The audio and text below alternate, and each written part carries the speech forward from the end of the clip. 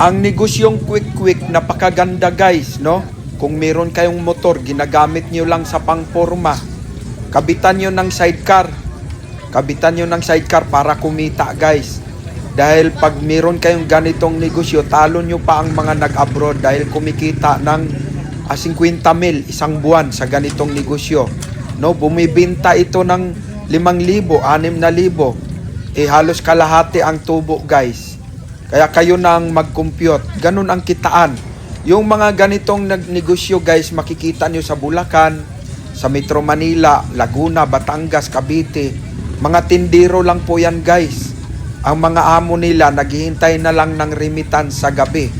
No? Hindi sila makapagsarili. Kasi, ang mga tindero kasi may mga bisyo din. No? May mga bisyo. Karamihan nagsusugal. No? Di sila makakaipon para makapagsarili. Nagda-drugs. Adik sa inom. Walang maiipon guys. Kaya hindi makapagsarili. Kaya nanatili silang mga tauhan. Mag-observe kayo sa inyong lugar guys. Kung ikaw ay nasa Metro Manila. No? Mga vendors, pakiramdaman nyo. Or de, makipagkwentuhan ka. Tingnan ninyo kung mali ang sinasabi ko. Matagal akong negosyante guys sa pagbibindor. Kaya alam ko ang karakas ng mga bindor Marami din akong mga tao.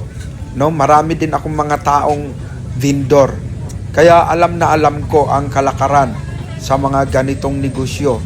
Subukan ninyo guys. Basta ang bilin ko palagi, huwag nyong haluan ng bisyo ang ganitong negosyo. Tiyak, aahon kayo sa kahirapan. Magtulungan kayong mag-asawa. Huwag ka nang mag-abroad, no? Huwag ka nang mag-abroad.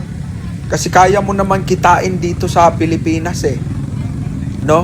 Ang ganitong mga negosyo, kaya. Yung ibayad mong placement fee, dito mo na lang, ikapital mo na lang sa negosyong ito. Subukan nyo guys ang ganitong negosyo.